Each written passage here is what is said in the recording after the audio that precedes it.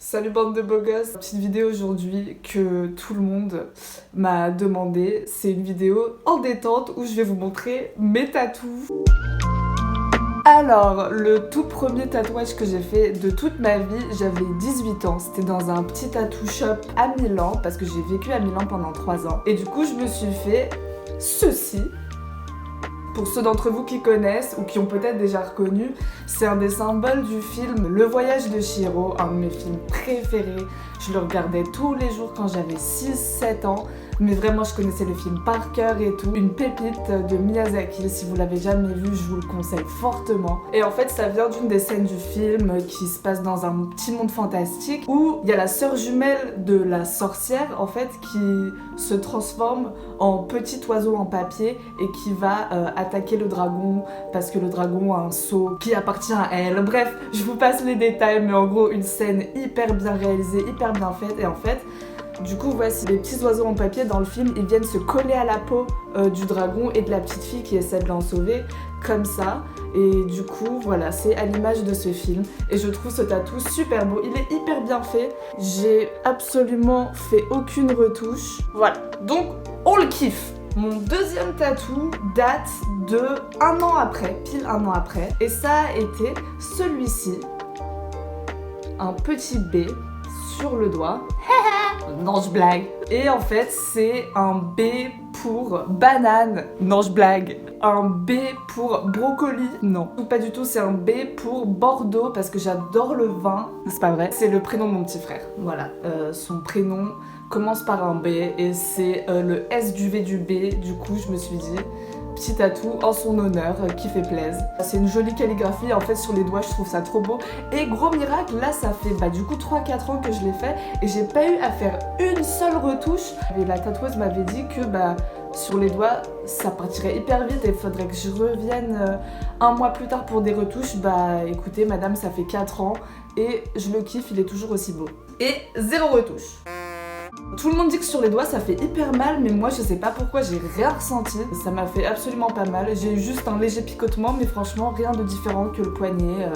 Franchement au top. Mais bon, après j'imagine que ça dépend des gens et de la sensibilité de tout le monde. Sinon, mon tatou d'après, c'est un petit tigre. J'ai essayé de vous montrer si j'arrive à enlever ma chemise. Voilà, c'est un tigre comme ceci. Un tigre réaliste que j'ai fait à Londres dans un tattoo shop hyper clean et tout. Voici petit tigre. Et en fait, ce tatou là, je l'ai fait quand j'habitais à Londres et je regardais vraiment beaucoup de documentaires. Et j'avais appris que apparemment les tigres naissent aveugles et ils gagnent la vue au bout de 3-4 mois. Et je me suis dit, c'est la meilleure métaphore de moi à Londres parce que j'y étais allée dans la jungle qu'est Londres un peu. J'étais toute perdue au début, j'avais pas d'amis, je savais pas trop quoi faire. J'étais un peu comme aveuglée dans cette jungle d'immeubles et de brouhaha. J'ai mis 3-4 mois à m'en remettre et à regagner la vue, comme on dit. Et du coup, je me vois dans ce tigre et le tigre, c'est un animal humble, fort. J'aime tout ce qu'il représente. Même dans l'histoire de l'art, le tigre a une place hyper importante, que ça soit pour Dali, dans les surréalistes, ou même au-delà de ça, dans les estampes, dans l'art asiatique. Le tigre est un animal beau et fort. Et du coup, je me suis dit, bon c'est moi, petite tigresse aveugle devenue grosse tigresse bien forte.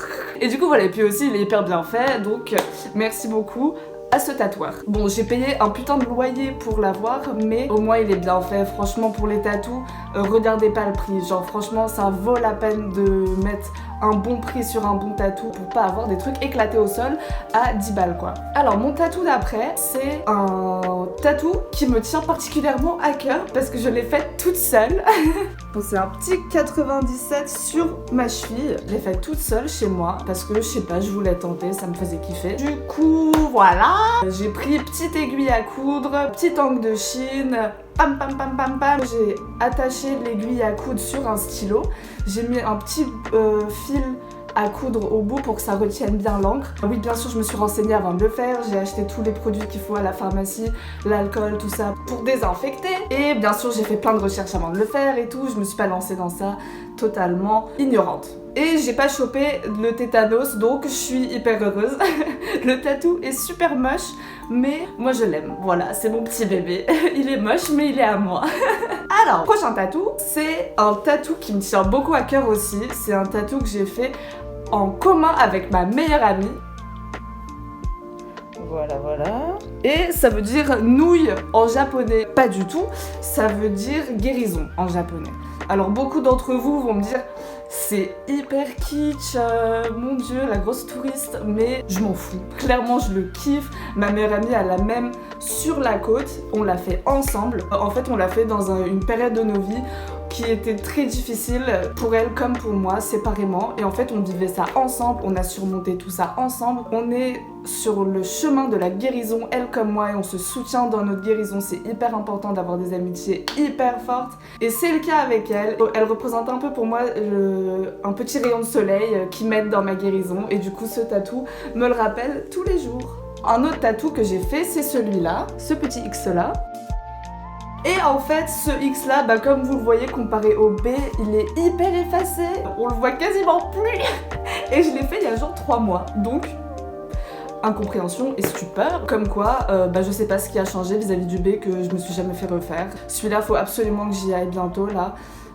Dès que j'aurai un peu d'argent, papa, maman, envoyez-moi de la thune. Ce X en fait c'est mes potes trop choux, ils sont tous cotisés pour m'offrir un tatou pour mon anniversaire. Et du coup je me suis fait ce petit X avec parce que je voulais faire un truc qui les représente. Et en fait je me suis dit le X c'est un peu comme le XOXO à la fin des lettres, un petit X qui signifie bisous, on pense à toi. Du coup je porte sur ma main droite mon petit frère et mes potes qui sont tous les deux la famille.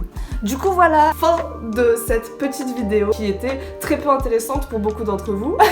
Mais ça m'a fait plaisir de partager mes petites histoires de tatou. Dites-moi si vous en avez, si vous avez envie de vous en faire, si oui quoi ou ça. Je pourrais peut-être vous donner des petites adresses parmi les tattoo shops où je suis allée, des petits conseils si vous avez peur, etc. Faut pas avoir peur, franchement. Ça passe, c'est une douleur qui passe, qui est supportable, tout le monde le fait. Et c'est trop bien, j'ai envie de m'en faire 3000 autres. Je vous referai un petit update peut-être quand j'aurai de la thune pour me faire des nouveaux tatous. Et du coup voilà, continuez à prendre bien soin de vous, je vous fais 1000 bisous.